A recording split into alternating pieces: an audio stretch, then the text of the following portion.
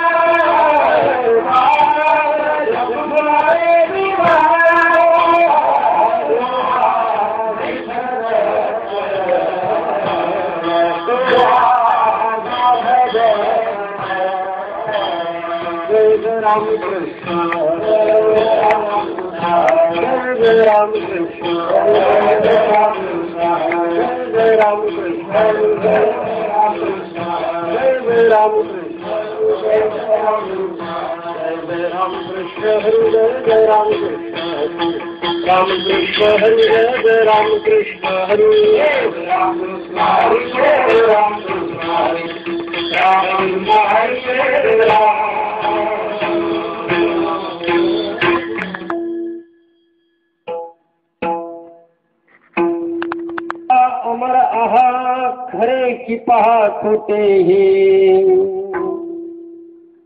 अमर आहा खरे की पहा खोटे हे न म्हणा देह माझा ऐसा मग भरवसा कळेल कैसा धाक कैसा धाक सकळीक आपुले न म्हणा देह माझा ऐसा मग भरवसा कळेल देवची बरे तुका म्हणे खरे तुम्ही न म्हणा देह माझा ऐसा मग भरवसा कळेल पांडुरंगा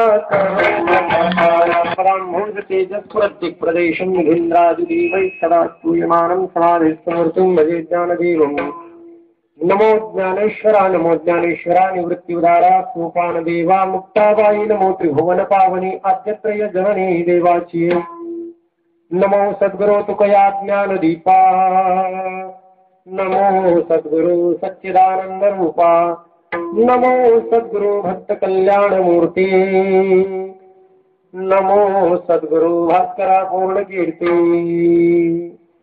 अमर आहा खरे की पहा खोटे हे न म्हणा देह माझा ऐसा मग भरवसा कळेल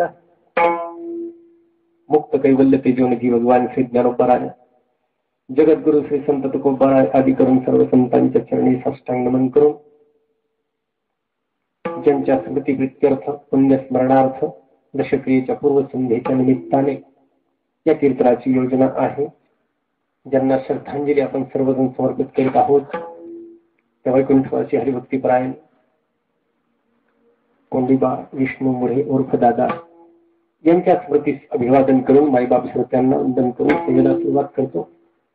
या नैमित्तिक कीर्तन निरूपणासाठी जगद्गुरु श्री संत तुकोबारायांचा अत्युच्च प्रकारचा उच्च पातळीचा असा अभंग मी इथे गायला. या अभंगामध्ये तुकोबाराय तुम्हा आम्हा सर्व जीवांना आपल्या ठिकाणी असलेल्या देवत्वाचा भरवसा देण्याचा प्रयत्न करीत आहे, विश्वास देण्याचा प्रयत्न करीत आहे. आपण मरणारे नाही याची जाणीव करून देण्याचा प्रयत्न करीत आहे. कारण केवळ एक मरण भय संपल्यानंतर मनुष्याच्या जीवनाची सुरुवात होत असते हे संतांना माहीत आहे. म्हणून जीवाच्या ठिकाणी असलेल्या ईश्वरत्वाची जाणीव ते आपल्या अधिकार संपन्न आणि अनुभव संपन्न वाणीतून करून देतात. आपला त्यांच्यावर नितांत विश्वास आहे. संतांच्या पायी हा माझा विश्वास आणि त्या नितांत विश्वासामुळेच त्यांच्या शब्दावर विश्वास ठेवायला आपल्याला काही हरकत नाही. फक्त विश्वास ठेवून चालत नाही तर त्या शब्दाचा भरवसा पटावा लागतो. ती पटवणूक या अभंगात केलेली आहे. म्हणजे मनुष्याच्या ठिकाणच्या ईश्वरत्वाची जाण त्याला झाली आणि त्याचा परिपूर्ण विश्वास झाला की मरण तो विसरतो, भय विसरतो आणि सर्वत्र भगवत भाव त्याचा जाज्वल्यपणे जागृत होतो. त्याला जीवन म्हणतात. या अवस्थेचं चिंतन या अभंगात आहे. त्याचं आपल्याला दादांच्या स्मृतीप्रित्यर्थ चिंतन करायचं आणि या दशक्रियेची पूर्वसंध्या त्यांच्या स्मरणामध्ये घालवायची. वैकुंठवासी हरिभक्तीपरायण दादा त्यांना जाऊन 9 दिवस झाले आपण सर्व जाणतो आहोत. मुळे परिवार त्यांच्या शोकाने ग्रस्त आहे. तरी देखील विचारी परिवार असल्यामुळे त्या शोकाला आवर घालून रोज त्यांच्या प्रित्यर्थ प्रवचन भजनादी कार्यक्रम झाले. वारकरी परिवार असल्यामुळे दादांचं वारकरी संप्रदायातील योगदान हे सर्वांना ज्ञात आहे. अगदी अंतर्बाह्य भगवान पांडुरंगाच्या भक्तीनं ओतप्रोत भरलेली जी मंडळी मावळ प्रांतामध्ये विशेषत्वानं आहेत. मागच्या पिढीमध्ये या प्रांतातील लोकांना वारकरी संप्रदायाचा वसा आणि मार्गदर्शन करणारी जी काही श्रेष्ठ मंडळी अजूनही शिल्लक आहेत त्यामध्ये दादांचा क्रमांक फार वरचा होता. पवन मावळ दिंडी समाजामध्ये त्यांची सेवा मोठी आहे. त्या सेवेचा परिणाम इथे प्रत्येक गावातील एक एक प्रतिनिधी तरी उपलब्ध आहे. पवन मावळ दिंडी समाजामध्ये अनेक काळपर्यंत त्यांनी वेगवेगळ्या सेवा ज्या करता येतील त्या केल्या. या समाजाला विशिष्ट शिस्त लावण्याचा प्रयत्न केला. सर्वांवर करडी शिस्त ठेवून प्रेमही केलं. कारण योजकस्तत्र दुर्लभ असं सूत्र आहे. हो, ज्याच्या शिरी कारभार असतो, नियोजन असतं, असा मनुष्य दुर्लभ असतो. त्यानं शिस्तप्रिय असणं आवश्यक आहे, न्यायप्रिय असणं आवश्यक आहे. म्हणून दादांची न्यायप्रियता, कठोरता आणि शिस्तीची उपभोग्यता सर्वांना ज्ञात आहे. वारकरी आहे म्हणून भगवंताच्या पायाच्या चरणी त्यांची आधीच जागा झालेली असते. जो हरिभक्तीमध्ये प्रवृत्त आहे, संतांच्या बोलण्याप्रमाणे ज्ञानोबा बोलतात की मृत्यू या देहाला मृत्यू येण्याच्या पूर्वी जो आपल्या सेवेनं, आपल्या भक्तीनं, आपल्या नामस्मरणानं, आपल्या निष्ठेनं भगवंताच्या स्वरूपाच्या ठिकाणी आपली स्थान निश्चिती करतो, तो मरणोपरांत इतरत्र जाण्याचं काही कारण नाही. त्यांची जागा आधी रिझर्व होती, नंतर ते गेले. नंतरच्या जागेचं आगाऊ रिझर्वेशन आहे, ज्याला आपण काय म्हणू, ऍडव्हान्स बुकिंग आहे. हो, ते मरणा आईलीकडे मजसी मिळून गेले पुढे, जे मरणी आणखीकडे जातील केली. इतरत्र जाण्याचं काम नाही. इथून जाताना पुढे आपल्यासाठी योग्य जागा, योग्य स्थान निश्चित करून जे जातात. तो काय म्हणे, पावटणी करू स्वर्गाची निशाणी. दादा गेले. 9वा दिवस आहे, उद्या 10वा आहेच आहे. आज त्यांचं स्मरणाचं म्हणजे रोज प्रवचन होत आहेत. वेगवेगळे महाराज मंडळीचे प्रवचन करून गेले. भजन करणारी वारकरी मंडळी, रोज भजन झालं. एक वारकऱ्याला साजेसा निरोप आपण त्यांना दिलेला आहे. हो, म्हणून हे त्यांच्या प्रित्यर्थ कीर्तन आहे. माझ्याकडे ही सेवा एक जबाबदारी आहे, माझं कर्तव्य आहे. कारण या परिवाराचं मोठं ऋण आमच्यावर आहे, साधक दशेपासून ते आजपर्यंत. आणि जे मावळ प्रांतामध्ये सर्वांना माहीत आहे. अजूनही मावळच्या पश्चिम खोऱ्यामध्ये दूरवर काले कॉलनीच्या पलीकडे गेलं की मला सहजपणे माणसं विचारतात, काय महाराज मग कोंडोबा दादाकडेच राहता का? 10 वर्षापासून विचारतात. जेव्हा मी आळंदीला राहत होतो, म्हणजे जवळपास सर्वांना ज्ञात आहे की मुळे परिवार आणि एकूणच सोमाटणे गाव एक वेगळं ऋण असल्यामुळे मी फार प्रयत्न केला की कीर्तन कुणाला तरी दुसऱ्यांना देण्याचा प्रयत्न करावा. बऱ्याच महाराजांना, कारण उद्याचा कार्यक्रम तर मला करणेच आहे, म्हणून आजचा कार्यक्रम वेगळ्या महाराजांना बोलवावं. पण अकस्मातपणे महाराज उपलब्ध होत नाही आणि स्थानिक मंडळी, महाराज मंडळी ऐकत नाही. ते म्हटले आम्ही करणार नाही, असं काहीतरी मला ऐकायला मिळालं. आजचे काही उपदेशात्मक चिंतन नाही. हो, एक वारकऱ्याला, हरिभक्ताला साजेचं असं चिंतन मी पुढे आपल्या मांडणार आहे.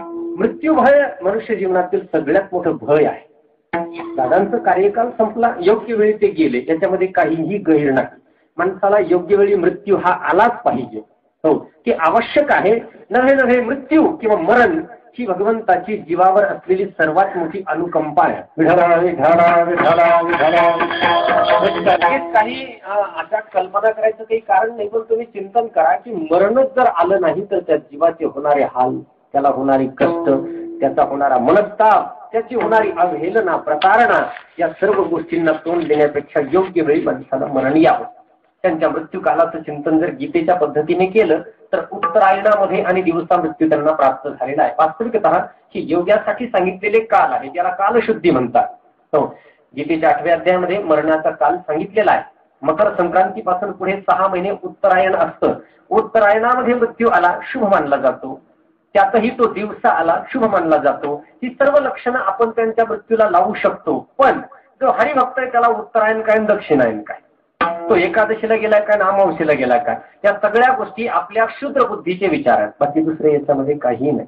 हो, ज्याचं काम आधीच झालेलं आहे ते कसं झालं असेल कसं नाही हे आपण आपल्या बुद्धीने विचार करू शकत नाही. ज्याची सेवा आहे, हो, ज्यानं निश्चित केलेला आहे तो इतर जात नाहीच, तरी देखील कालशुद्धी आहे, देशशुद्धी आहे. कारण पवित्र ते कुळ, पावन तो देश, जेथे हरिचे दास जन्म घेते.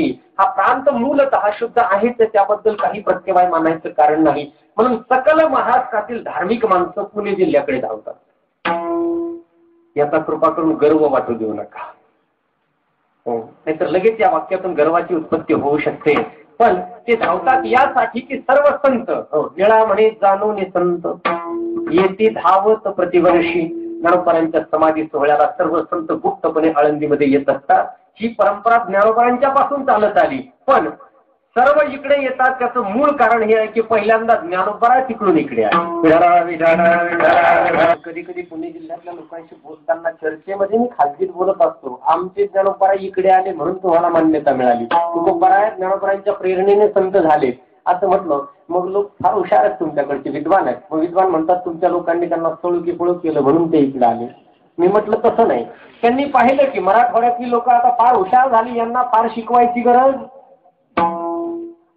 नाही म्हणून ते इकडे आले ना आळंदीमध्ये थांबले. का जिकडे गरज आहे तिकडे जातील ना संत. थोडा संतांची भूमी आहे ते पहा. जसं गाळ किंवा चिखल भरलेल्या सरोवरामध्ये राजहंस कधी थांबत नाही, तसं अत्यंत दूषित भूमीमध्ये संत कधीच थांबत नसतात. जिथे चित्ताची विमलता आहे, जिथे हरिभक्तीला विघ्न निर्माण होत नाही, अशा ठिकाणी संत नेहमी वास्तव्य करतात. प्राचीन काळापासून आजपर्यंत ज्यांना एकांताची आणि सात्विकतेची आवश्यकता आहे अशा संतांनी पवित्र आणि मधुर अशा हिमालयाचा आश्रय केलेला आहे.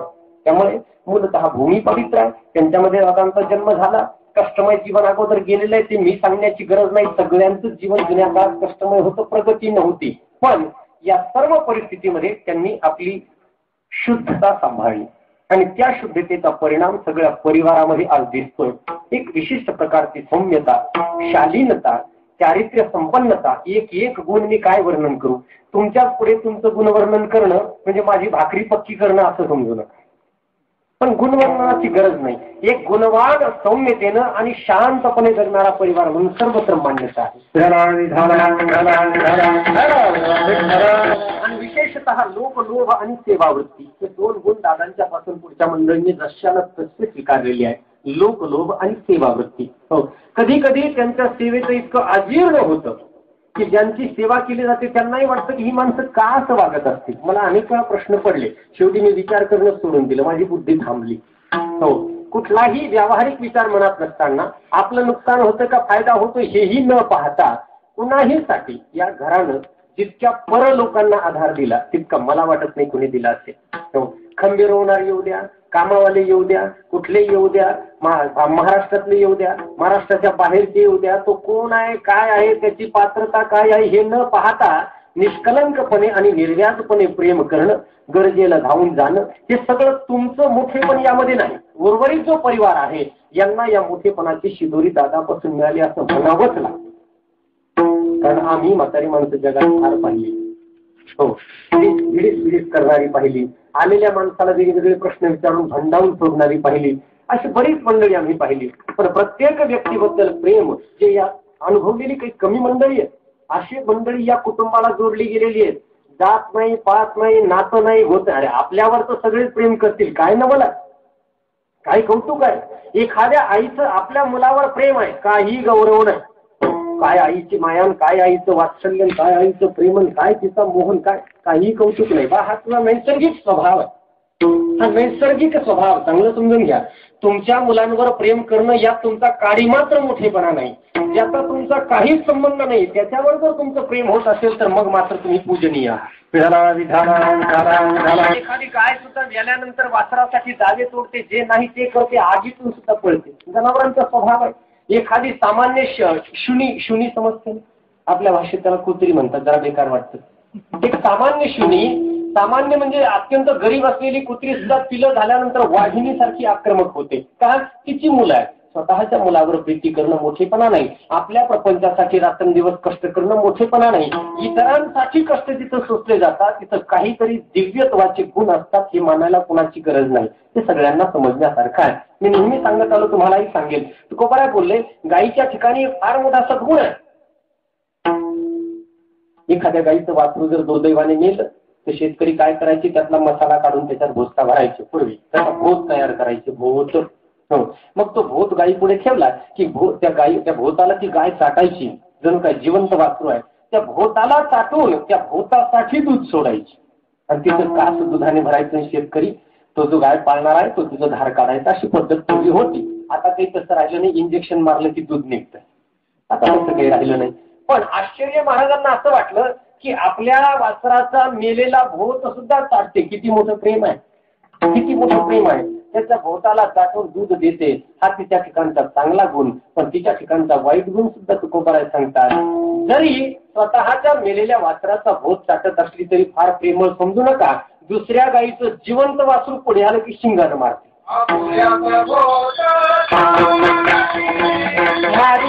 आपुल्याचा भोत चाटी, आपलेपणा असेल तर त्याचा भोतही चाटला जातो. पण पायछ्या म्हणजे दुसऱ्या गाईचं जिवंत वासरू तिच्या प्रेमाचा विषय होत नाही. हे करणे पण तिच्या ठिकाणी आहे. हे काही गाईला उद्देशून महाराज बोलत नाही. संतांचा उद्देश नेहमी माणसांना सांगण्यासाठी आहे. त्यामुळे विशेषता कशाला म्हणतात? सामान्य काय, आपल्या परिवारावर प्रीती करणं, आपल्या परिवारासाठी आणि इतरांवर प्रीती करण्याचा हा जो विशेष गुण आहे, त्या ठिकाणी कोणत्या स्वार्थाची कधी इच्छा न ठेवता निस्वार्थ प्रीती करणं ज्यांना जमतं ते दैवी गुण आहेत. मला इतका विस्तार करण्याचं कारण हे की ज्यांच्या गुणसूत्रापासून यांची निर्मिती झाली उर्वरित परिवाराची, त्यांच्या गुणसूत्रामध्ये ते नक्कीच सामर्थ्य असेल. कारण अचानकपणे कोणत्या पिढीमध्ये कोणी अचानक चांगला माणूस निर्माण होत नसतो. अनेक पिढ्यांच्या परंपरेतून शुद्धता वाढत वाढत जात असते.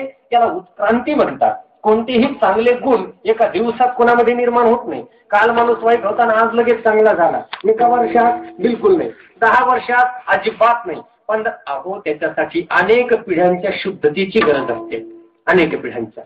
म्हणून अनेक पिढ्यांची शुद्धता जशी वाढत जाते त्या शुद्धतेचं संक्रमण पुढे पुढे होत जातं आणि ही शुद्धता पूर्व पुण्याईनं बलिष्ठ होऊन माणसाच्या ठिकाणी दिव्यत्वाची निर्मिती होते. मी स्पष्टपणे बोलून दाखवलंय की देवा आज मी तुझी भक्ती करतो, हे काय माझं स्वतंत्र कर्म आहे. माझ्या वडिलाची मिराची देवा, माझ्या वडिलाची मिराची देवा, माझ्या वडिलाची मिराची देवा, तुझी चरण सेवा पांडुरंगा, तुझी चरण सेवा पांडुरंगा, उपवास पारली राखीला दारवंता, उपवास पारली राखीला दारवंता. माझ्या वाडवडिलांची परंपरा आहे म्हणून तुझी चरण सेवा करण्याचा योग मला लागतो आहे देवा. ते एका जन्मी होत नाही, एका जन्मानं साधत नाही. अनंत जन्म पूर्वजन्मी सुकृते थोर केली, ती मज आजी फळाची आली, परमानंद आजी मानसी भेटी झाली या संतांची. सन्मार्गावर चालण्याची बुद्धी होणं देखील भाग्यलक्षण बोललं गेलेलं आहे. धन्य आम्ही जन्मा आलो, दास विठोबाची झालो. मार्ग सन्मार्गाने चालण्याची बुद्धी होणं, कारण कोणतीही गोष्ट बुद्धीशिवाय नाही. अगोदर निर्णय बुद्धी करते आणि मनुष्य त्या मार्गाला धारण करतो. पण त्याच्या पुढे मला बोलायचंय की जो मार्ग जीवनामध्ये आपण स्वीकारतो त्या मार्गाच्या तत्वज्ञानाची निश्चिती होणं आवश्यक आहे, तर त्या मार्गाचा काहीसा उपयोग होतो. एरवी फक्त पुण्य निर्मिती होते. वारकरी संतांचं तत्वज्ञान, वारकरी संतांना आपण मानू लागलो. ज्ञानोपरांच्या पासून ते तुकोबरांच्या पर्यंत सर्व संत आपल्या हृदयस्थ विराजमान झाले. आपली श्रद्धा त्यांच्या पायाशी स्थिर झाली. आपण त्यांचे भक्त झालो, अनुसरक झालो, अनुयायी झालो, पांडुरंगाचे निष्ठावान सेवक झालो. एवढ्यानं विषय भेटत नाही. त्याच्या पुढचं काय, ज्याला आपण मानतो त्याच्या शब्दाप्रमाणे आपली धारणा आपल्याला बदलायची असते. धारणा हो. भक्तीमध्ये काय होतं, भक्तीमध्ये केवळ भगवंताची भक्ती होते, नामस्मरण होतं, सेवा घडते एवढंच नाही, तर त्या भक्तीचे जे मार्गदर्शक संत आहेत त्यांनी सांगितलेल्या गोष्टी आपल्याला जशाला तशा स्वीकारायची बुद्धी व्हायला पाहिजे. नेमकी अडचण हे आहे, मनुष्य देवाचा भक्त जरी असला तरी देवाबद्दल संशयग्रस्त आहे, संतांच्या बद्दल संशयग्रस्त आहे, त्यांच्या शब्दाबद्दल संशयग्रस्त आहे. ते ज्याच्यावर मान टाकली त्याचे शब्द जसे आहे तसे स्वीकारणं म्हणजे श्रद्धा.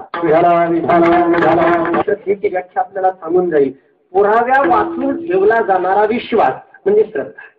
पुन्हा सांगेल मी, पुराव्या वाचून ठेवला जाणारा विश्वास म्हणजे श्रद्धा आहे. जिथे पुरावा पाहिला जातो तिथे श्रद्धा असतच नाही. म्हणून जर आपण म्हणत असू की संतांच्या ठिकाणी आपली श्रद्धा आहे, आम्ही संतांचे श्रद्धावान भक्त आहोत, असं जर आपण म्हणू तर त्यांचे शब्द आपण पुराव्या वाचून स्वीकारायला पाहिजे. पण दुर्भाग्य त्यांच्या शब्दाचा स्वीकार जरी झाला तरी धारणा विश्वास पुन्हा उघड आहे. पहा, म्हणून जगणाऱ्या माणसांच्या 2 पद्धती आहेत. जगताना सगळे सारखे दिसतात, पण काही या देहाला जीवापासून भिन्न जाणून जगतात, तर काही देह म्हणजेच मी असं समजून जगतात. हो, देह आत्मवादी, जे देह तादात्म्यवादी आणि देह तादात्म्य शून्य अशी पद्धती आहे. काही आपल्या जीवाला किंवा स्वतःला देहाहून पृथक जाणून जगणारे, मग तिथे मृत्यूचं भय संपत असतं आणि हे मृत्यूचं भय जगाचं संपावं. मरण ही एक दिवसात घडणारी घटना, दिवस कशाला एका क्षणात घडणारी. पण आश्चर्य करायची गोष्ट आहे, ज्यांच्या जीवनात हे भाग्य लाभतं ती माणसं जातात, पण एका क्षणात घडणाऱ्या घटनेचं भय आपण आयुष्यभर पाळत राहतो, हे दुर्भाग्य आहे. प्रत्येक क्षणाला प्रत्येक जीवाच्या अंतःकरणामध्ये मृत्यूचं भय आहे आणि हे भय मरणापेक्षा भयंकर मरणाचं भय. मरण परवडलं, मरणाचं भय मरणापेक्षा भयंकर आहे. मरण एका क्षणात येणार आहे, मरणाचं भय आयुष्यभर पिच्छा करणार आहे. म्हणून जगताना सर्व जरी दिसत असली तरी हरिभक्त आणि निश्चय मनुष्य जो आहे, संत तत्वज्ञानाचा ज्याचा निश्चय झाला, त्याच्यासाठी मरण हा इतका मोठा आणि गंभीर प्रकार राहतच नाही. आपण तर मरणाला मरण यायच्या आधीच मरतो. तो काही माणसं मरणाच्या भीतीने मरून जातात. भयग्रस्त जीवन हे जीवन नाही, कारण भयग्रस्तता आणि जीवन हे दोन शब्द एकत्र येणं शक्य नाही. ज्याचं जीवन हरिभक्तीनं ओतप्रोत आहे त्यानं या देहाला जीवापेक्षा पृथक जाणून घेणं आवश्यक आहे. सर्व संत, सर्व ग्रंथ, सर्व तत्वज्ञान एक वाक्यतेनं सांगतात की जीव मरणारा नाही. आपणही म्हणतो, भाषणात तर फार चालतंय पादशते, अमर आत्मा आहे, आत्म्याला मरण नाही, जीवाला मरण आहे. जर मग जीवा काय देहाला मरण आहे, आत्म्याला मरण नाही. जर आत्म्याला मरण नाही तर घाबरायचं काय काम आहे? आपल्याला तर मरण येतच नाही. उलट किती चांगली गोष्ट आहे. तेच चेहरे, तीच माणसं, तेच कंटाळवाणी शब्द, तीच रोजची, तीच रुटीन, तेच घर, तेच टोमाटणं, तोच रस्ता, हे सगळं बदलून अचानकपणे या वातावरणातून जर दुसऱ्या योनीत जायला मिळत असेल, जर्जर झालेला देह सोडून जर टवटवीत सुंदर देह मिळणार असेल, बिघडलेल्या चारित्र्याला एका क्षणात संपवून नवं उज्ज्वल चारित्र्य जर प्राप्त होत असेल, हा जीवन जसं पुढे जातंय तसं अधिकच तितकत होतंय. रोज एक नवं नवं काम आपल्या खात्यावर नोंदलं जातंय आणि जन्मल्यापासून आजपर्यंत सगळा नकाशात उभा राहतो पुढे. चारित्र्य, त्याचं ओझ्या, नावलौकिक, अमुक तमुक, सगळ्यांची सत्ता, घरदार, अमुक, ह्या सगळ्या कटकटीतून सुटका एका क्षणात होते. मरण ईश्वराचा सगळ्यात मोठा उपकार आहे, पण माणसं त्याला शाप जाणू लागली, इथंच खरं चुकलं. मरण ही तत्कालिक सुटका आहे, तत्कालिक मुक्ती आहे. एक प्रकारची मुक्ती, एक प्रकारचा तत्कालिक मोक्ष आहे. मरण हा तत्कालिक प्रलय आहे. सगळ्या कटकटीतून एकदा सुटते माणूस. जीवन काही इतकं सोपं आहे. एक ना अनेक कटकटी, एक ना अनेक. हो, सर्वांच्या जीवनामध्ये सामान्यतः एक साधारणपणे कटकट, दुःख, दोन गोष्टी आहेत. मी नेहमी सांगत आलो, माणसाच्या जीवनाचं क्लासिफिकेशन जर केलं ना, वर्गीकरण, दोनच गोष्टीमध्ये मला सांगता येईल. जी गोष्ट आपल्याला मिळालेली नाही तिच्या प्राप्तीसाठी तळमळ, आणि ती दुसऱ्याजवळ दिसली की त्याच्याजवळ का आहे म्हणून त्याची जळजळ. दोनच गोष्टी. जे नाही त्याची तळमळ आणि ते दुसऱ्याकडे पाहिलं की जळजळ. तळमळ, जळजळ, तळ नाही सुटका. जीवन अवघड आहे. मृत्यू फार सहज. फक्त एवढंच आहे की जर देहाच्या तादात्म्यानं जीव जगत असला तर मरणाचं भय त्याला पडतं. देहाबद्दल संतांनी वारंवार सांगितलं की हा देह तुमचा नाही, पण त्याचा निश्चय आपल्याला नंतर करायचा आहे. जीवाचं अमरत्व गीतेनं सांगितलं, वासांसी जीर्णानि यथा विहायो नवानि गृह्णाति नरोपराणि तथा शरीरानि विहाय जीर्णान् अन्यानि संयाति नवानि देहि नैनं छिंदन्ति शक्ये जीवयत जीव. जरा त्याची जाण ठेवूया.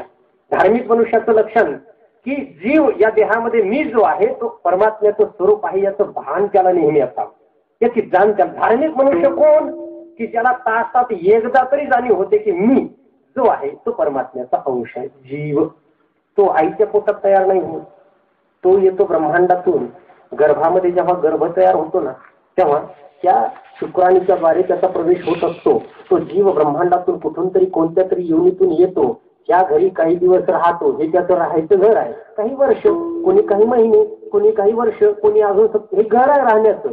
पण भाडेकरूला सवय असते, थोडे दिवस घरात राहायला घेतो, लगेच तिथं लगेच काय लावत असतो, कसल त्याची जमीन आणि राहील त्याचं घर. हा नियम देहाच्या बाबतीत लागू पडत नाही. म्हणून जाणती माणसं जगतात कसे माहिती? वस्ती कर वस्तीशी आला,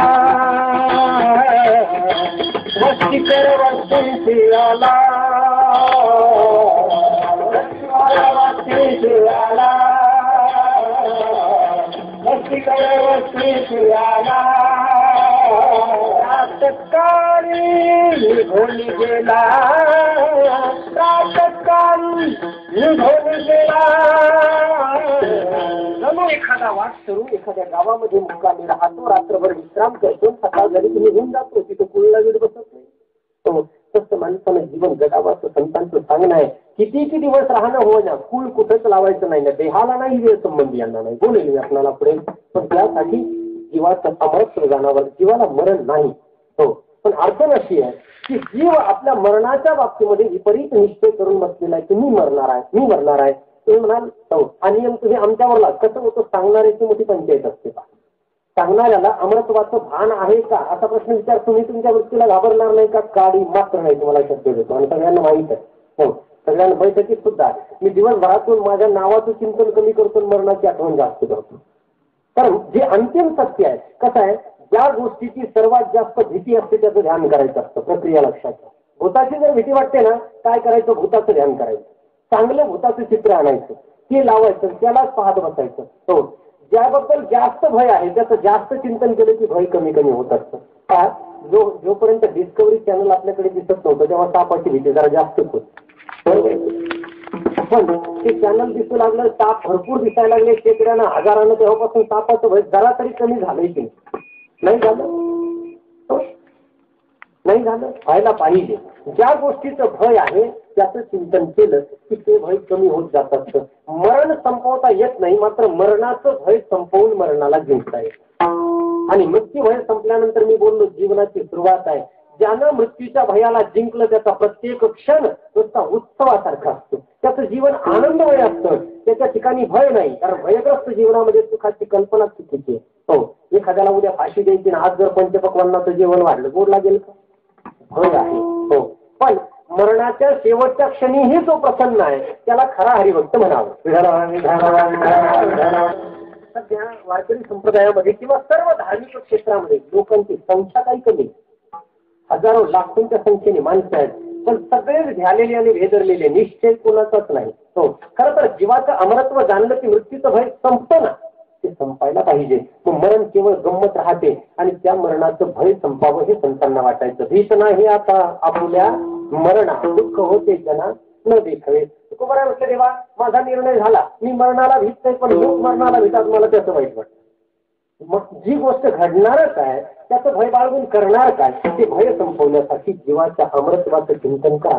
हा मरतच नाही. अहो, माणसाच्या बाकीच्या क्रिया किती चांगल्या आहेत. जुने कपडे टाकायचे, सगळे नवे मिळणार असते ते आनंद करतात. माणसं नवे कपडे, नवे कपडे, नवे कपडे. जीर्ण झालेले वस्त्र टाकले आणि नवे घातले की आनंद वाटतो. जीर्ण झालेलं घर सोडून नव्या घरात जायचं म्हणलं की सोहळा, वास्तुशांती, मग पत्रिका, मग अमुक तमुक, आम्ही बंगला बांधला, आता त्या घराकडे कोणी पाहत नाही, ते कौलाचं घर बाजूला, टुमदार बंगला.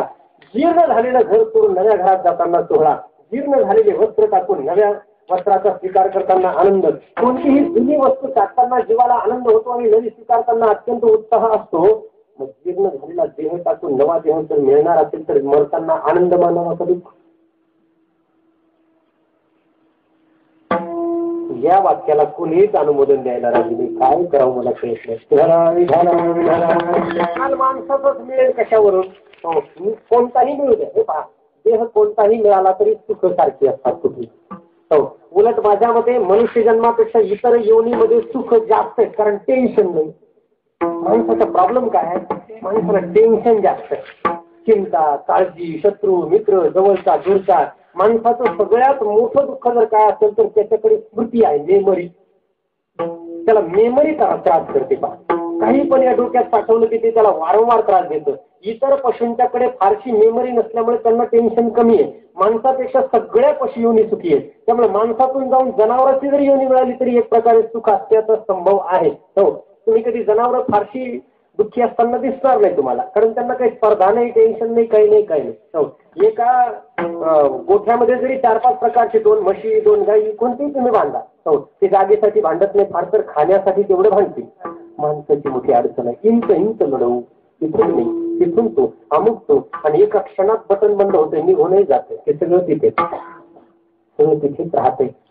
काहीही शिल्लक राहत नाही. म्हणून संत बोलले, तुम्ही हाव नका करू बरं, जीवनाचा उत्सव करायला शिका. जीवन अतिशय किचकट होईल अशा उद्योगाला कधी माणसाने लागू नये. वाया हाव घरी हो नका, सुख नाही कोठे, आली या संसारी. पण या देहातून जाताना खरं तर हा देह जो आहे हा देह इथे मिळालेला आहे आणि आपण इथे आलेलो आहोत अशा बोधानं जो जगतो त्याला धार्मिक म्हणावं.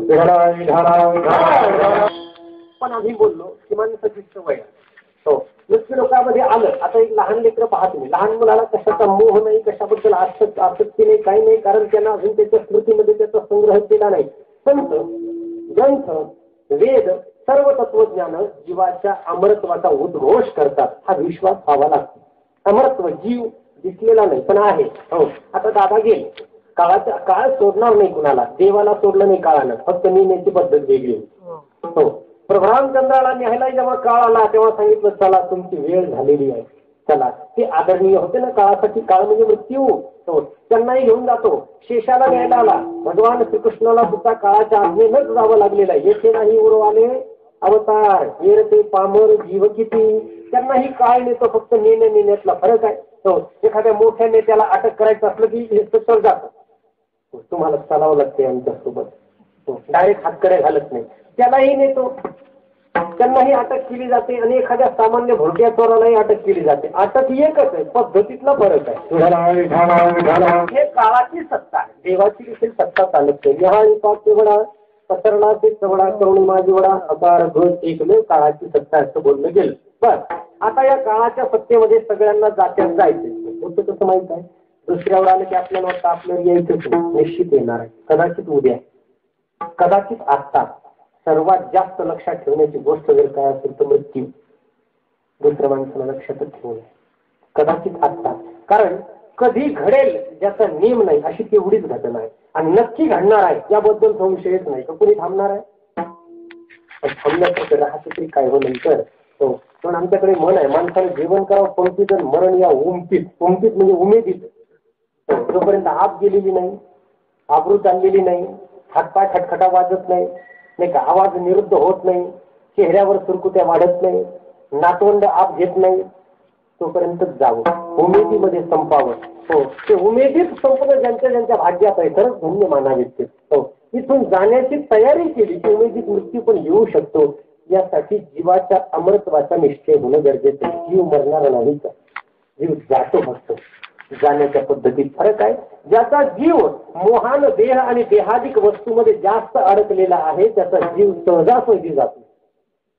आणि ज्यानं मृत्यू येण्याच्या अगोदरच आपल्या जीवाची गुंतवणूक काढून घेतलेली आहे, निर्गुंतवणूक केलेली आहे, त्याचा मृत्यू सहज, अगदी सहज निघून गेल्यासारखं. सहज मला जर कुठं बाहेर गावी जायचं असलं तो कपडे घालतो, बॅग घेतो, निघतो. आणि त्यातच एखाद्या स्त्रीला जर जायचं असलं ती सहजासहजी निघत नाही. येते बरं का, येते बरं का, येते बरं का. आठवड्यातून 3 चक्र आहेत तरी पण येते बरं का. काय येते बरं का, निघायचं सरळ. त्याला भेट, त्याला भेट, त्याला भेट, त्याला भेट. ठीक आहे, निघणे हे मरण्यातले 2 प्रकार आहेत. एखादा महात्मा किंवा भक्त निघाला की निघाला, तो मागे पाहत नाही पुन्हा. हो निघाला. पण एखादा बद्ध जीव असला की त्याला लवकर मरावंसं वाटत नाही. इकडे पहा, तिकडे पहा, तिकडे पहा, हे कष्टमय मरण आहे. आणि या दुःखद मरणामुळे पुन्हा जन्म घ्यावा लागतो. पुन्हा त्याच पद्धतीने जन्म घेणे लागे वासनेच्या संगे, नाही का. पुन्हा इथे यावं लागतं. आणि इथे येणं फार आनंदाचं नाही, जीवानं मोक्षाची इच्छा करावी असं सर्व संतांचं म्हणणं आहे. काय पुनरपी जन्म काय अर्थ आहे? मरणाचं हे तत्वज्ञान ग्रंथाधिकांनी जीवाच्या अमरत्वाच्या पद्धतीने सांगितलं. हा जीव मरणारा नाहीच आहे. मी कितीही बोललो तरी निश्चय होणं आवश्यक आहे. तर म्हणून तुकोबाराय विकल्पानं बोलतात. ते म्हणतात हे पहा, ग्रंथांनी सांगितलंय, मलाही माहित आहे, मीही जाणलंय, तरी देखील मी तुमच्या पुढे विकल्पाने सांगतो की तुम्ही मरणारे नाही. मरण तुम्हाला येणं शक्यच नाही. तुम्ही प्रथम मरणाचं भय मनातून काढून टाका. मरण येणं शक्य नाही, कारण जीवाला मरण येईल कसं? जीव अमर आहे. हो जीव मरणारा नाही. फक्त हे खरं आहे का खोटं आहे हे पाहण्याची जबाबदारी मी तुमच्यावर टाकतो. पहिले तर अमर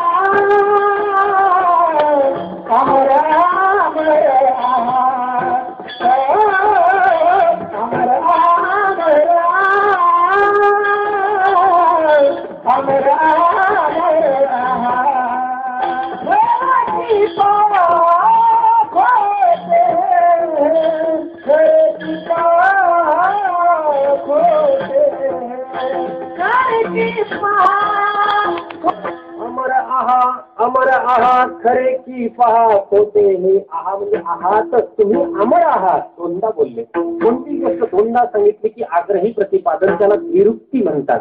एकदा नाही, एकदा सांगितलं बरं तुला, दोनदा सांगितलं बरं तुला, आपण नाही म्हणत का? म्हणजे विरुक्ती करण्याचं कारण तुम्ही निश्चय करावं. तुम्ही अमर आहात. संत सर्वांना उद्देशून सांगतात तुम्ही मरणारे नाही. ते तुम्ही म्हणजे कोणाला बोलणं आहे? खोट्याला, त्या बॉक्सला बोलणं नाहीये. याच्यामध्ये जे आपण आहोत, कुणीतरी यात आहो का हेच आपण आहोत हे पहा. कोणतीही वस्तू जी आपलं स्वरूप नाही तिच्यासाठी आपण द्वितीय पुरुषी सर्वनामाचा वापर करतो नाही का? माझी गाडी, माझं घर, माझी भांडी, माझे कपडे, माझी पुस्तकं, माझा पैसा. माझा हा शब्द ज्या वस्तूसाठी वापरला जातो ती वस्तू आपल्यापेक्षा वेगळी असते. सरळ आहे. ती वस्तू आपल्यापासून भिन्न असते, वेगळी असते. जसं माझं घर, माझी गाडी, माझा पैसा, माझं अमुक, माझं तमुक, म्हणजे ती वस्तू आणि आपण वेगळे आहोत. तसं देहाच्या बाबतीत सुद्धा आपण म्हणतो माझा देह, म्हणजे देह म्हणजे मी नाही. पंचकोशाचा देह आहे, नाशवान आहे. अन्नमय कोश, प्राणमय कोश, मनोमय कोश, विज्ञानमय कोश, आनंदमय कोश. आता ही शास्त्राची भाषा सगळी मी आपल्यापुढे मांडणार नाही, पण 5 थराचा पंचभूताचा हा खोका इथे तयार होतो. या संदर्भात जीव तादात्म्य करून स्वतःला मरते समजू लागतो. हे म्हणजे एखाद्या सिंहाच्या पिल्यानं स्वतःला मेंढरू समजल्यासारखं. म्हणून सिंहाच्या पिल्यानं नेहमीच सिंहाच्या संगतीत राहण्याचा प्रयत्न करावा. मेंढरांच्या संगतीत राहिलं की ते मेंढरासारखंच होतं. लांबलचक दृष्टांत याच्यावर सांगितले गेलेले. चुकून एक सिंहाचा छावा बछडा मेंढरात घुसल्या गेला आणि मेंढरातच राहिला. हो, मेंढरात राहिलं तर मेंढरानंच कॉपी करायला लागलं, मेंढरासारखंच मान खाली घालायला लागलं. मेंढरू काही तर बकरू मान खाली दे दे तसंच का सिंहाचं लेकरू ते. पण ते सिंहाचं असून सुद्धा संगती मेंढराची केल्यामुळे मान खाली. हो, मान खाली करून दे दे दे तसा आवाज करायचं, खाली मान घालून चालायचं सर्व मेंढरांच्या गर्दीमध्ये अनेक दिवस. ते चांगलं मोठं झालं, त्याला आयाळ फुटली. आता नैसर्गिक पद्धतीने आयाळ तर फुटणारच आहे. आयाळ म्हणजे मानेवरचे केस. हो, मात्र त्याची प्रवृत्ती आयाळ फुटली, सगळं झालंय, प्रवृत्ती मात्र मेंढरासारखीच राहिली. मेंढरांना वाटायचं आपल्यातलं काहीतरी वेगळं असेल. पण एक दिवस हो काय झालं माहित नाही, पाणी पिता पिता उगीच त्यानं इतर मेंढरांचे तोंड ना आपलं तोंड त्या पाण्यामध्ये प्रतिबिंब पाहिलं. त्याला वाटलं मी काही सामान्य नाही. तिथून त्याच्या विचारसरणीला सुरुवात झाली.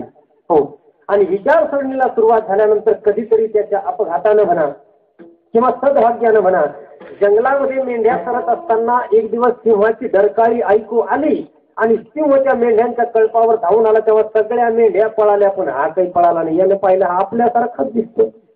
विश्वास झाला की मी मेंढरू नाही. आणि मग त्यानं ही सगळा प्राण एकवटून डरकाळी सोडली की मी सिंह आहे. त्याला बोध झाला. जीवाचं असंच आहे. आपल्यामध्ये संत सिंह अनेक वेळा येऊन गेले, आपल्या पुढे त्यांनी डरकाळी पण केली. मी वासुदेव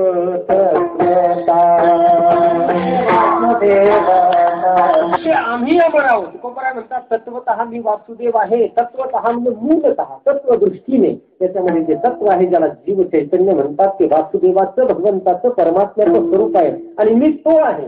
विश्वासात खरंच आहे. हो, आपण काही काही विश्वास पक्के केले. मी पाटील आहे, मी क्षत्रिय आहे, मी ब्राह्मण आहे, मी श्रीमंत आहे, मी अमुक आहे. हे विश्वास झाल्यामुळे तशा प्रकारचा ताठा आपल्यामध्ये लगेच येतो. विश्वास आहे या गोष्टीवर. एखाद्या पाटलाला जर आपण म्हटलं नको आता ते जातीवाचक शब्द उच्चारायची गरज नाही, पण एखाद्या क्षत्रियाला जर शूद्र म्हटलं तर त्याला क्रोध येतो. मी पाटील आहे, विश्वास आहे. हेच थोडेसे पुढे जाऊन तुकोबरा बोलतात की तू देव आहे, तू अमर आहे. हो, अमर आहात, अमर आहात.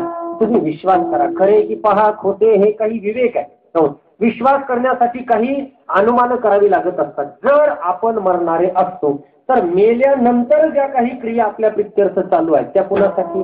मरणे म्हणजे अत्यंत अभाव, पूर्णतः नाश. आता दादा गेले, हो, मेले म्हणणं एका अर्थानं देहांच्या संबंधी आहे, पण त्यांचा जो जीव चैतन्य आत्मा आहे तो नक्की कुठेतरी गेला यावर आपला विश्वास आहे. म्हणून त्यांच्या प्रित्यर्थ आपलं चाललंय, पूजा करा, प्रवचन करा, अन्नदान करा, उद्या दहावा करणार आहोत, पिंड मांडणार आहोत, कावळा शिवणार आहे, प्रत्येक वर्षी त्यांचा आपण श्राद्ध घालणार आहोत, हे जे सगळं करत असतो याचा अर्थ काय की ते संपले असा आपला विश्वास नाही. असा विश्वास झाला असता तर कशाला कोणी काय केलं असतं. ते आहेत आपल्या जवळ नाही ही गोष्ट खरी आहे, पण कुठेतरी आहेत यावर आपला विश्वास आहे. कुठेतरी कोणत्या तरी लोकी आहेत. याचा अर्थ जीवाचं अमरत्व आपण दुसऱ्याच्या बाबतीत मान्य केलेलं आहे, फक्त आपल्या बाबतीत नाही. बाबतीत जास्त टेन्शन आपण घेतलेलं आहे, आपल्या बाबतीत जरा कमी. सुपातले नेहमीच हसत असतात, पण त्यांना माहित नाही की जात्यात आपल्याला जायचे, तयारी ठेवावी, नेहमी तयारी. हो, मृत्यूसाठी माणसानं कशासाठी तयार राहावं, आणि सरळ एका वाक्यात सांगतो, मरणासाठी तयार राहावं, त्यानं तेवढी कामं होतात. हो, मृत्यूचं भय संपतं. आपल्याला मरायचं हे समजल्यानंतर माणसाच्या ठिकाणची हाव संपते आणि आयुष्याचा दीर्घकालीन विचार संपल्यामुळे शत्रुत्व संपतं, हाव संपते, कोणाशीच वैर माणूस करीत नाही. पहिलं काम हे. ज्याला आपलं मरण कळतं तो माणूस सगळे वैर संपवायच्या तयारीत असतो. दुर्भाग्य आहे, आपल्याला वाटतं नाही अजून 70 वर्ष राहिले म्हणतो द्या, ही केस चालली पाहिजे, ती पुढे चालली पाहिजे, ती अजून चालली पाहिजे. काही काही तर माणसं इतकी चमत्कारी, काही मेल्यानंतर सुद्धा कोणाला सुख मिळू नये हा विचार त्यांचा, त्याची तरतूद आधीच करून ठेवतात. मेल्यानंतरही पोरांना सांगून ठेवतात खानदानी वैर आहे आपलं, हो अजिबात बंद नाही झालं पाहिजे ते, तरच माझ्या आत्म्याला शांती मिळेल. ही केस तू पुढे चालव. काय अर्थ आहे? स्वतःच जीवन तर बर्बाद करून घेतलंच आहे, पुन्हा पुढच्या पिढीच्याही जीवनामध्ये जर विष कालवून आपण मरत असू तर धिक्कार असो या जीवनाचा. स्वभाव असतो एकेकाचा. माणसं सुखी जगताना त्याला पाहवत नव्हती, त्याला कोणाचं सुख पाहिलं की जळजळ व्हायची, त्याच्या पोटात जाळ उठायचा. दुसऱ्याचं सुख पाहून दुःख व्हायला लागलं की समजायचं पातळी फारच ढासळली. हे आपल्या आपल्या पातळीचा प्रश्न आहे, फारच ढासळली. कारण सृष्टीमध्ये कोणतीच शक्ती अशी नाही की माणसाचं सुख पाहून तिला टेन्शन आहे, कोणतीच नाही, असं काहीच नाही. असो तर एकाला असा छंद, दुसऱ्याच कोणाला कसा त्रास देता येईल एवढाच विचार त्याच्या डोक्यामध्ये. हो, त्यानं एक जण सुद्धा सोडला नाही गावातला. भावकी तर सगळ्यात जास्त बेजार केली त्यानं, असा एक मनुष्य. हो, ज्याला ज्या पद्धतीने त्रास देता येईल देत राहिला. लोकांनी सहन केला, मात्र सहन करणाऱ्या माणसांच्या मनामध्ये क्रोध असतो आणि आशांची हाय लागत असते. हे कधी घेणार ठेवा. जो माणूस प्रतिकार करीत नाही, प्रतिकार करणारा तिथल्या तिथे संपतो, त्याच्या अंतःकरणातला क्रोध तिथं संपतो. पण प्रतिकार न करता शांत राहणाऱ्या माणसाची आतली तळतळ लागत असते. अशा अनेकांच्या तळतळी घेऊन शेवटी एकदा तो मरायला टेकला, आजारी पडला. बरेचसे रोग त्याला एकदाच झाले. सगळ्या रोगांनी पार्टनरशिप बिझनेस त्याच्या हात सुरू केला, मरायला टेकला. पण त्याला काळजी ही की मी मेल्यानंतर यांना त्रास कोण देईल, कारण त्याच्या पोटीपाटी काही नव्हतं. त्यांना कसं ट्रेनिंग दिलं असतं कदाचित, तसं कोणी नव्हतं. त्याला तीच काळजी की मी मेल्यावर लोक सुखानं जगतील, आता काय करावं म्हणून त्यांनी शेवटचं एक षडयंत्र केलं. षडयंत्र आयडिया, हो, शेवटचं षडयंत्र केलं. सगळ्या भावकीतल्या लोकांना बोलवलं, पाठवलं. त्यांनाही माहित होतं आजारी पडलाय, मरणाच्या दारी आहे. मरणाच्या दारी तोरणाच्या दारी वैर विसरावं लागतं म्हणतात बरं का. मरणदारी आणि तोरणदारी, तोरण म्हणजे लग्न कार्य असेल तर वैर विसरून एकत्र यावं लागत असतं. तो मरायला टेकला. खरं तर त्याच्याबद्दल कुणालाच प्रेम नाही, तरी पण लोक भेटायला गेले. त्यानं अशी भावकीची मीटिंग बसवली. हे पागडे, माझं मरण जवळ आलं, मला पश्चाताप होतो की एवढ्या आयुष्यात मी तुम्हाला कोणालाही सुख दिलेलं नाही, काहीच चांगलं केलेलं नाही.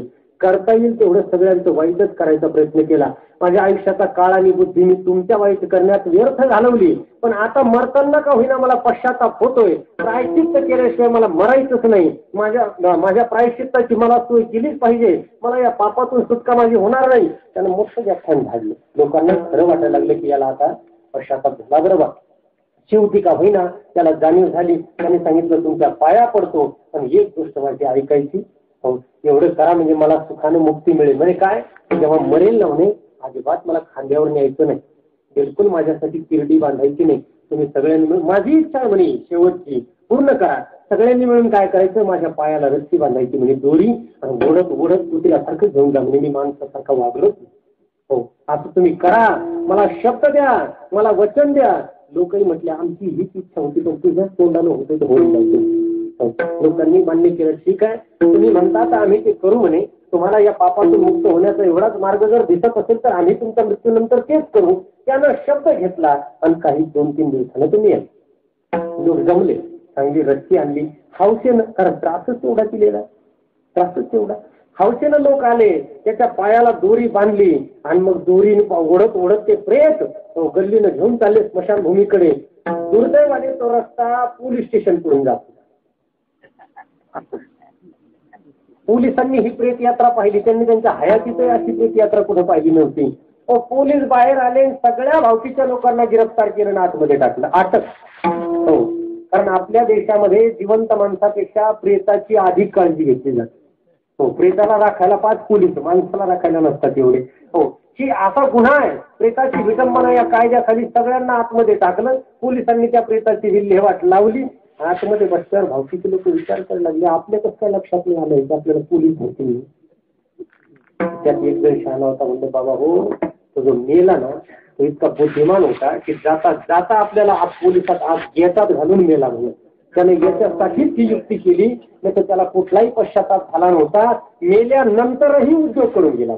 देहाच्या मृत्यूचं भय संपत असतं नेहमी, आणि म्हणून हा अमरत्वाचा निश्चय झाला की तो मनुष्य दिव्य प्रेमानं भरतो. त्याचं जीवन मग कोणाला उपद्रव देण्यासाठी राहत नाही, कारण माझा मृत्यू कधी येऊ शकतो पण माझ्या जीवाला मृत्यू नाही, मी अमर आहे. या अमरत्वाचा बोध व्हावा म्हणून 2 वेळा तुकोबाराय बोलले, अमर आहा, अमर आहा, खरे की पहा खोटे हे. एक गोष्ट आपल्याला मी बोलेल की धर्माचे जे काही विशेष उपदेश असतात त्यांना महावाक्य म्हणतात.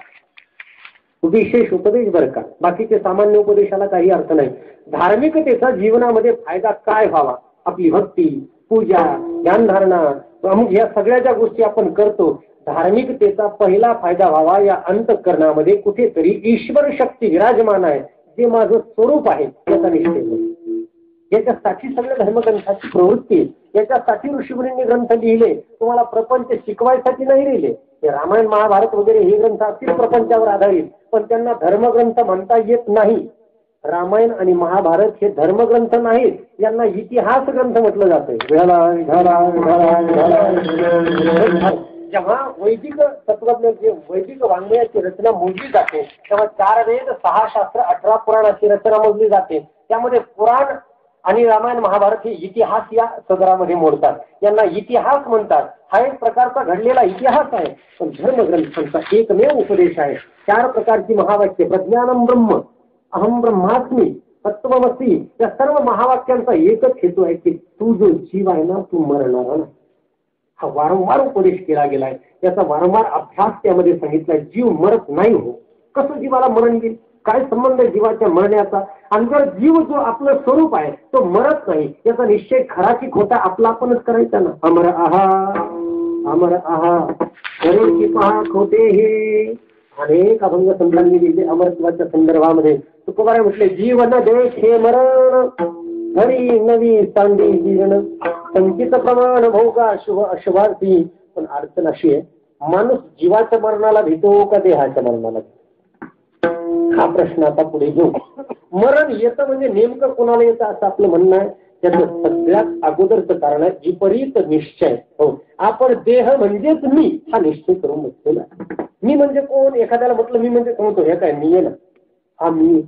खोक्याला पण मी म्हणतोय, या देहाला मी म्हणतोय, याला विपरीत निश्चय म्हणतात. जसं एखाद्या गाडीत बसलेल्या माणसानं गाडी म्हणजेच मी म्हणावं, हो, एखाद्या रथामध्ये बसलेल्या माणसानं रथ म्हणजेच मी म्हणावं, तसं या देहरूपी रथामध्ये बसलेला जीव स्वतःला देह समजू लागला. हा त्याचा भ्रम आहे आणि या भ्रमामुळेच सर्व अनर्थ परंपरा त्याच्या मागे लागली. म्हणून तुकोबाराय म्हणतात, तुमचाही निश्चय होईल, फक्त तुम्ही एक निर्णय करा, हा देह माझा आहे असं म्हणणं सोडून तुम्हीच विचार करायचा प्रयत्न करा. थोडं देहाच्या बाजूने देहाचं स्वरूप जाणा, मग तुम्हाला भरवसा कळेल की तुम्ही मरणारे नाही. दुसरं करा.